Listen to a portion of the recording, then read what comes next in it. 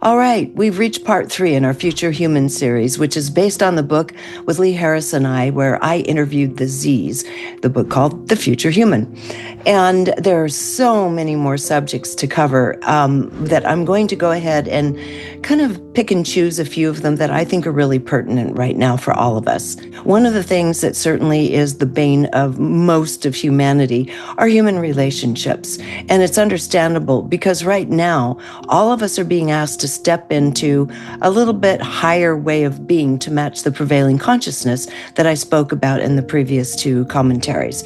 So here we have this incredibly quick and higher consciousness that's permeating the planet, permeating every living thing within the solar system, including ourselves. And that includes our own minds. So we're being pushed in a slightly uncomfortable way to let go of the old ways in which we've done things. Now, that being said, we still have the subject of the pesky subconscious mind. Now, the subconscious, as I explained before, is really nothing more than a library of everything that you've ever experienced throughout all of your incarnations. And when you compile all of that, it's there to help protect you.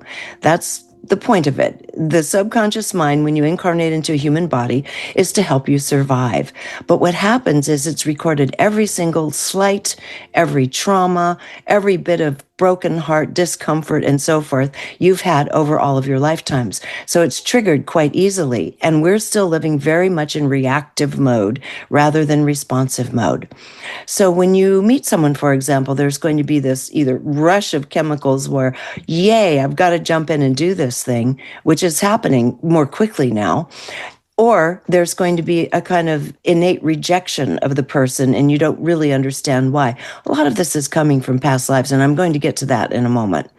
So here you have your reaction to something which is either repelling you or attracting you into some kind of relationship, whether it be with a friend, a coworker, a potential romantic partner, doesn't really matter. The same dynamics are in play. Let's take intimate relationships, because these are busting apart at record speeds and then reforming themselves into something that's entirely new for a lot of people, something maybe we haven't done before that we don't recognize as relationship. Maybe we're even invalidating a relationship that's trying to form because it's not structured the same way it was in the past.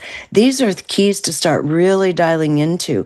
That's where the information from the previous conversation about going in and listening to that body intelligence really matters in terms of, where's this coming from? Is my heart drawing me forward? Are these fearful old patterns? Is this an anxiety type of drive where I have to do this? The thing that's interesting, the Z's say, is because we're now coming to a point where we are going to be processing our past life experiences, our karma, etc., much, much faster. Where it would have taken maybe 100 years to clear something in the past, we're going to be going through it in about a third of that time now. And part of the reason is that the subconscious mind, which has been hidden from our view, we come in with it. We come in with higher mind and subconscious. And that's a continuation of learning. The subconscious already has the information, what has and hasn't been learned. And then you have the higher mind soul complex, which I've talked about a lot, which is constantly whispering to us and inviting us forward. They come in each time you incarnate. What I call the lower mind in Hermetic parlance is nothing more really than the way you interact day to day with your conscious mind and your personality. That dissolves. That doesn't carry forward from lifetime to lifetime. But the memory of everything that's ever been and the higher mind potential of everything that you are and can be always incarnate as a pair together, which is something to keep in mind. I mean, I think it's very mechanically beautiful, so to speak. So here we are in a time where the consciousness is saying, hold on, don't react so quickly. Stop for a moment and feel your way into this relationship that you're considering, again, on any level. And whether you're choosing to engage with this person or not, start feeling your way into your heart, feeling your way into the solar plexus, feeling your way even down into the first and second chakras. What's dead, what's expansive. Contraction and expansiveness are really your story right there. If when you're considering something, someone, a relationship, you start feeling an expansion in your body, energy moving outward and possibility, then you're probably on the right track. You're listening to the higher mind, because it speaks in these terms of contraction, expansion, attraction, repulsion. The body and the higher mind are in collaboration. The heart and the higher mind are in collaboration. So it's going to speak to you through these senses. And as I explained before, these senses are what's going to matter, and it's going to be the thing that separates us from our intelligence and that of AI. And since we have one trickery upon another being foisted upon us, I can hardly tell what are AI videos and what are not. I mean, I have to ask a couple people now. It's like, is this too good to be true or false? I don't know. So I literally don't know what to believe with my own eyes anymore and with my brain. And so I'm sure you're in the same situation. But if you take that very thing and start playing with dropping it into the body, as we talked about before, your body may get an expansion or a contraction, an attraction or a repulsion. And that's going to be the beginning of our ability to be able to really discern truth on many, many levels, not just relationship, but on many levels. We need discernment now more than we've ever needed it, because really we're now in a world where we're not going to be able to tell truth from fiction if we're engaging with the outside world. And unfortunately, even engaging with other people, because they're not able to determine what's true and not true if they're being programmed by algorithms and media. It's like, where do you get your truth? You have nowhere to turn but yourself anymore.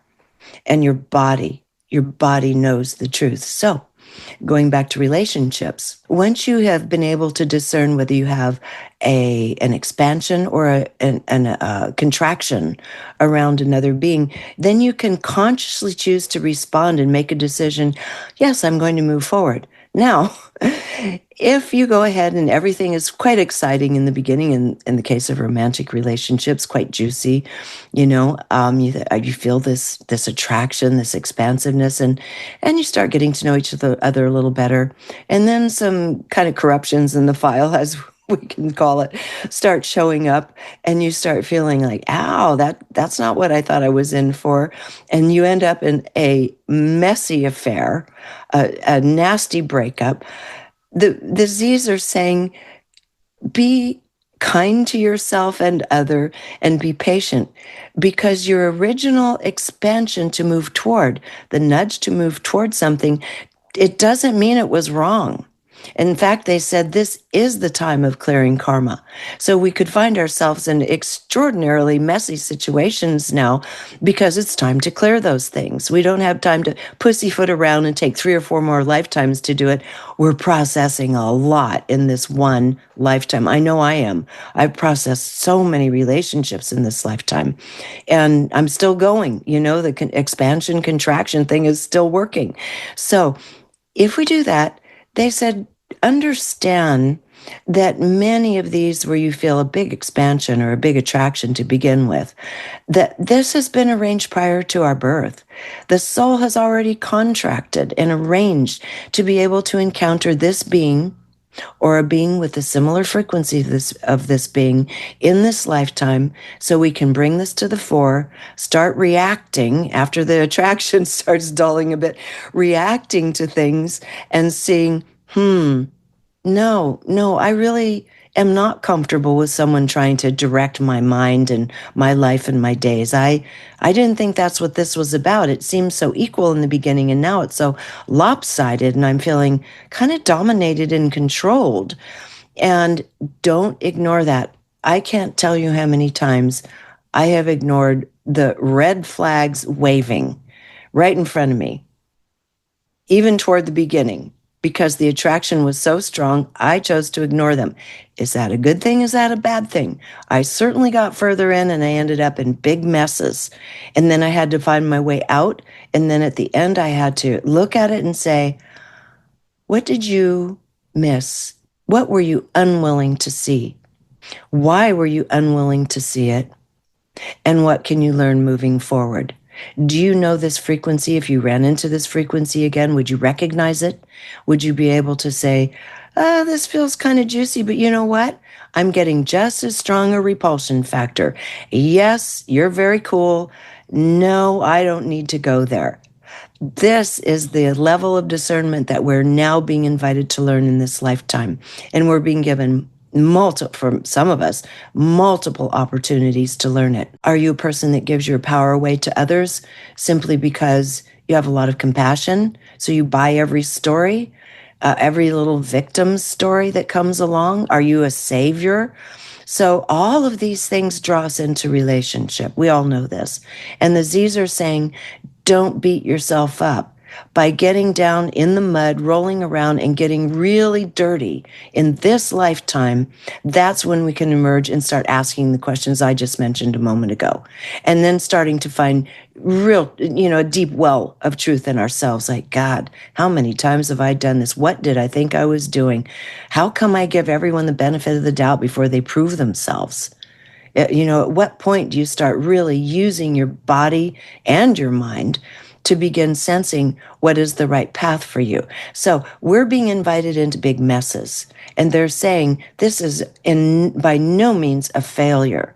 This is actually a huge growth opportunity, and there's no time. We've never had the time like right now. Right now, even though our minds aren't caught up yet, our bodies are flowing with it. And we're being invited into such high levels of awareness, as Aziz said, as which this earth has not seen coming from humans in tens of thousands of years. Since the beginning, well, not the beginning, but a very long time ago, before we were more or less shut down and capped off, before the governor was put on our expression, our ability to feel, our ability to connect with higher mind and soul directly, our ability to remember the past, so we know what we're reacting to in the moment. Those abilities were shut down quite a long time ago, and now they're opening back up again. All of that negativity that has shut us down is beginning to start crumbling. It's rotting, it's getting desperate, it's clinging, but ultimately it's going to give way to the light and the higher frequencies. It just has to. That's how it works. The higher frequencies will win in this one. So know that if you're feeling like you're in the dark, like you're in the mud, rolling around, that is completely appropriate for this time frame. Don't consider that, oh my God, I've studied all this stuff. I consider myself to be a spiritual being. Why is it I've got everything so wrong? No.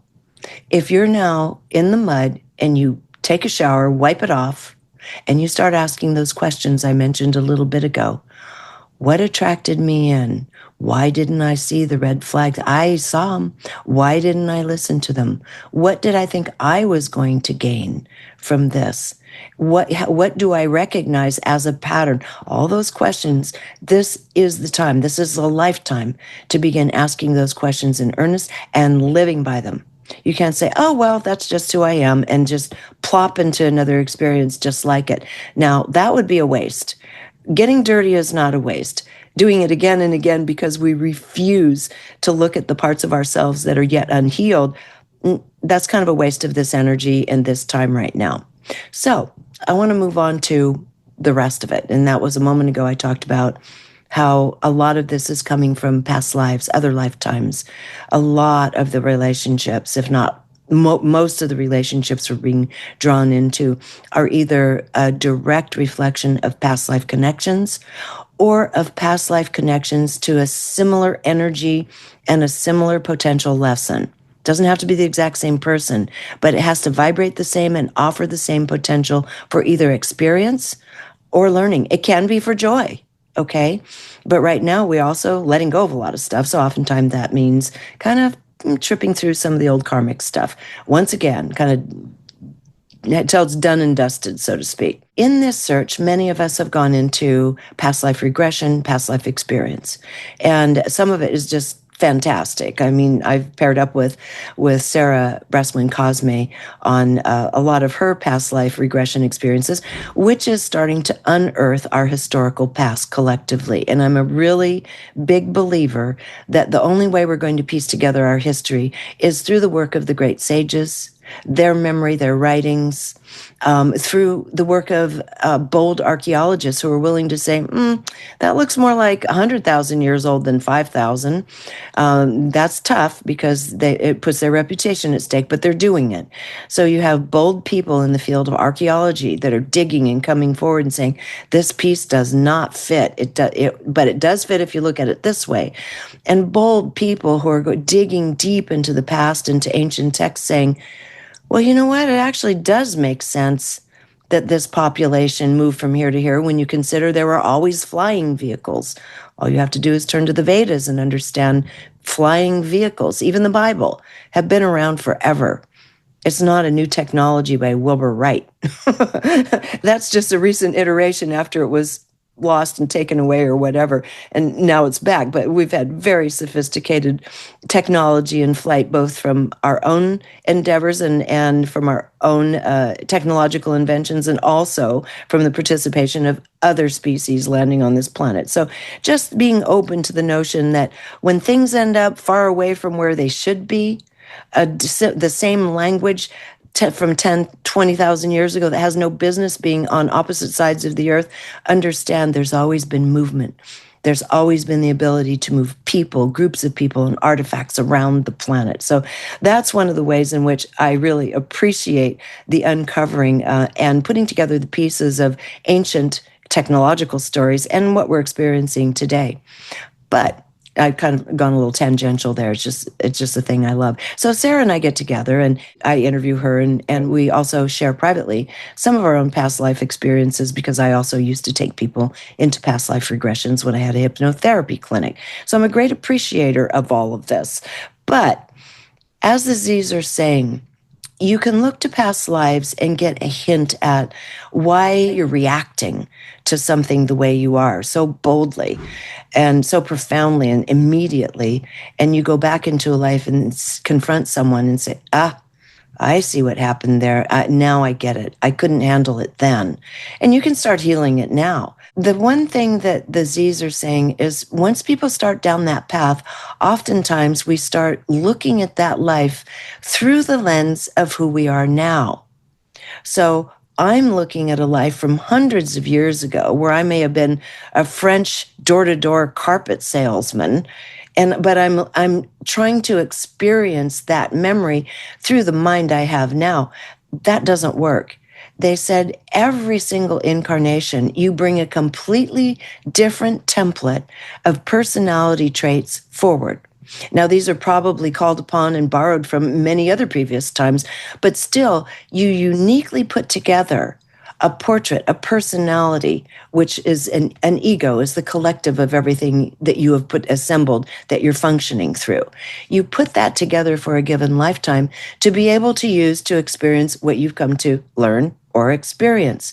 But we make the mistake when we start poking around in past lives of trying to evaluate that experience through the lens of who we are now, the way our mind works now. And they said, be wary of that. Be careful. That is not who you were then. The experience of me, Regina, now talking to you is not that of door-to-door French salesman from a couple hundred years ago, man, no less. It's not the same person, I don't think, or feel the same way. Nothing is the same, actually. But my soul aggregated a personality so that I could incarnate into a body and have an experience and learn things in that time. So essentially, they're very different people. So play with past life stuff to maybe just peek in and say, oop, a person like that kicked me in the stomach once. That's why I react to people like that look like that now. That can be useful. But by and large, all that information is already stored in the subconscious, and the subconscious and higher mind are working together through the physical body. So even if you don't know the exact reason why you respond to a person that has that kind of upper lip, for example, but you do, it's okay. Your body is going to tell you, and it will either expand or contract. And then if you want to start really playing with your future mind, start going deeper into it. And you might start having some kind of more visceral memories that are coming from the body itself. So they couldn't overstate enough how incredibly exciting it is that the human being with this new consciousness can bring all of these senses online and alive as a perceiver of truth. Every part of us will be able to perceive truth. Now, we know that some truth is subjective, but I'm talking about kind of ultimate truths. You're listening to someone, you get a feeling. It's like, they're saying really nice things. Why don't I feel good? That kind of truth where maybe their motives aren't clean. Maybe their motives are completely driven toward supporting their own, what we call ego, rather than actually attempting to help humanity. So they can say beautiful words, everything can come out beautifully, but you feel something very different. Pay attention to that. And especially when you're going through the blogosphere. Pay attention to the things people are saying. Pay attention to the things the guests they have on are saying. But sit and kind of detach the mind, almost as though you're sitting behind yourself, watching what you're seeing on your screen. Detach a bit and allow the words to start pouring in to this magnificent tuning fork. Allow your auric field to begin absorbing the words, and those words going into the heart, into the stomach. They can go in as well. You can take them into here, but we've spent a little bit too much time focusing on the third eye, according to the Z's. We've spent too much time focused on the third eye and focused on trying to communicate cosmically rather than going in where all the truth is that we're going to have to use for our future discernment on this planet. And I think this is a wonderful way to experiment. Even when you're watching this right now, back off. You can hear me, you can see me, but allow yourself to feel. Is the intention of these words something that works for you or does not work for you? You'll feel yourself expand or contract. You can experiment with this right now. If you start applying this and working in this way, fuzzing out the conscious mind, which is the dumbest part of ourselves, by the way, if you start letting that part just back off a little bit, kind of go fuzzy, slightly into an alpha state, and then let your body in your field listen to the person in front of you that you're with, who you're watching on your screen.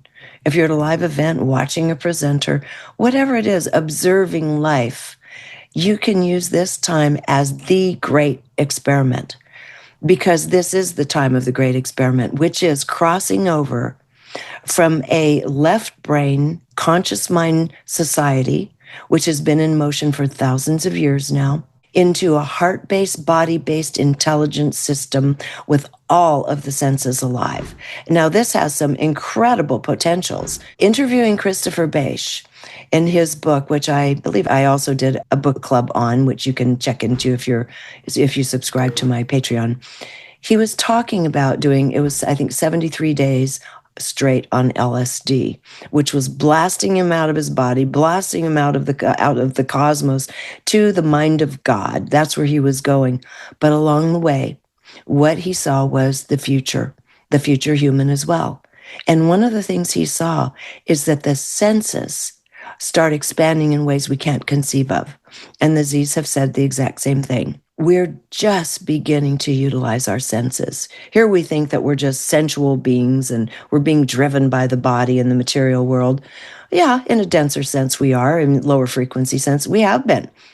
But now, if you start using it in the way that I'm speaking of, back off and start perceiving everything you're experiencing, soften the mind, and let the body open up. Let the heart and let the belly, let the solar plexus draw you to or push you away from something. You are your own divination device. And that, of course, is a method, as you know, of divination, where you can take an object, for example, a bottle of vitamins, and you just hold it over your solar plexus, and then you close your eyes and you wait for your body to sense the contents, and you'll either find yourself falling forward toward it or being pushed back away from it. This is how to do some divination without any tools. You're the tool. And in fact, it's always you. You are always the tool. We've been trained to not trust our tool, to not trust our mind, to not trust our bodies to tell us the truth, and certainly not to listen to the whisperings from the higher mind and soul, those magical little messages that come through when we least expect it, including in dream time. And I interviewed Teresa Chung in the Gaia Studios recently, and we get in the Z's get into the dream time too when we're talking about the new mind matrix. And some people say, "Oh my God, I'm having these nightmares, these terrible dreams right now." They said, "Relax." A lot of times those dreams are kind of play acting. It's playing something out in another dimension of time and space so that you don't have to play it out in this dimension in the physical realm. So even nightmares as they come are tools for learning, for blowing off something so it doesn't have to happen in this time frame in your physical body, and also to show you what your past reactions have been. Can you react to something better? All of this is part of the new mind matrix. The dream time, listening to the body, all of this is the new way. So when we want to just mentalize and say, okay, I'm going to underline that and think about that, let's not. Let's try abandoning that process for a little while and just feeling everything in the moment as we go. And now that brings me to another subject of being in the moment. Bashar was saying in one of his commentaries, they were talking about aging and the aging process. And this is something I buy into, by the way, big time. I totally agree with Bashar. If you can draw yourself into the moment, if you're feeling me and hearing me right now, you're in the moment. If you can live in the moment, time passes very differently. You're living the biophotonic living life force energy every moment. You're actually embodying it and living it when you live in the moment. This doesn't mean to erase your past, and it doesn't mean you can't keep a schedule. All those things are here. You have the subconscious. You have the other part of your mind. They're there to remind you, tomorrow you're going to do this. Okay, that's fine. It doesn't mean, and maybe you have to prep for something tomorrow. That's all fine if you're doing it totally in the moment. And this is something that is so critical for our development of our true intelligence. This is something I tried to teach my son. He was quite dyslexic and very distracted during class. And I try to talk to young people about, because they hate school and you can't blame them. The school was designed for another century, not for now. But nonetheless, we have to go. So how do you make the best out of it? How do you make the best out of a job you don't care for? How do you make the best out of everything? And that is to occupy the moment. If you have a job you don't maybe care for, instead of just kind of glossing it over and doing the repetitive strokes, give your attention to that stroke in the moment. If you're in class, give your attention to that teacher. Maybe now is a good time to start using your body intelligence as a tuning fork. Is this person teaching me even caring about their work anymore? Do they even believe what they're saying? Start using your own body to evaluate in the moment what you're experiencing through that teacher, if you're a kid, if you're in college, if you're an adult student. And then start opening up to the knowledge itself. Have it come in. Does this feel useful to me? Is it leading me in the right direction? Should I even be in this class? Now, if you're a kid and you have to get through school, it's like maybe omit that question. You have to be there or you'll flunk. So, but if you can put yourself in the moment, another beautiful thing happens. Time passes really quickly. So repetitive, boring things that drag when you're resisting them, when you're slopping through it, when you're doodling and trying to do other things to make the time pass, an hour can feel like a day. Put yourself centered in the moment, and that hour is going to fly. It will fly. Even if it's something repetitive, boring, and dull, because you'll be seeing it and feeling it and experiencing it in a completely different way. And this is feeding into a new kind of intelligence gathering. So use the duller things in life to really back off. Soften the conscious mind, take in the information. You can instruct the conscious mind, by the way, and the subconscious. Look, I'm trying this experiment. I know the person's lecturing right now. I'm going to have to come back with some memory of it. So do a tick. Your mind will record this for you. It's hearing everything. So just back off, listen to it, feel it, ask these other more important questions about what you're experiencing in that moment, okay? In your engagement of it, and tell your conscious mind, please do a recording so I can go back and put a few notes together for the, essay tomorrow or test or whatever. So again, living in the moment, it allows time to pass very quickly. It allows you to completely embody each and every experience for your acceptance or rejection now or down the road. And not only that, it allows for a slowing of the aging process, the worst thing for the body. And we are going to be living longer lifespans. Why not be well and healthy and happy and alive? When you find yourself clinging to the past with regret, you're just draining the life force right out of you. When you're like consumed with worry about not getting it right in the future, like the Z's say, leave it alone. It's not about getting it right. We're now learning to think in a new way, to feel, to open our senses in a new way. It's not about getting it right.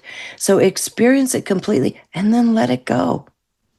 Don't try to manage everything in the future because you can't. The future is changing too rapidly. Even, we talked about this before, even trying to make predictions now is a dicey business because the consciousness is moving too rapidly. People are changing too rapidly. Things that are coming together are coming undone just as quickly. So, in short, in the end, live by what the body wants to experience. Live by attraction, repulsion, expansion, contraction. Let that be your intelligence and your guide. Let it form you and inform you. And in the end, as the Z's say, let the mess be messy. This is a time of big messes. We can see it all around us, and we're not exempt from that. And if you can find some humor in like, oh my God, how many times did I have to repeat that before I finally got this one little lesson? Well, then let that be true. That's okay. Celebrate it. Because in the end, you are never going to be this you again. I will never be Regina again. I'll never feel like this, think like this, look like this, be like this again. This is it. And so and as the Z said, and as my own soul group has said repeatedly, embrace and completely embody and enjoy every single bit of your life. It may not be fun, but at least enjoying it. If you can't enjoy it, enjoying it completely, because it's not going to pass this way again. There are opportunities that you can only learn right now at this crazy time, in this configuration, in this body, this incredibly divine tuning fork. This is the time you can learn it. So if we can occupy the moment and join with everything that we're being exposed to and start learning incredibly deep, truthful discernment, we've lived our life well. That's all I can say. And I think the Z's would say, ha, at the end of that one. So go well, have fun playing with all of this stuff, and I'll see you again soon. If you like this content, please feel free to help by donating to Patreon for as little as $5 a month. Helps keep the lights on, the pieces edited, social media rolling, etc. for my wonderful little crew. In addition, you can sign up for my newsletter. That'll give you access to a download of this amazing human origin story that you've likely never heard before. I think you're going to love it. Thank you.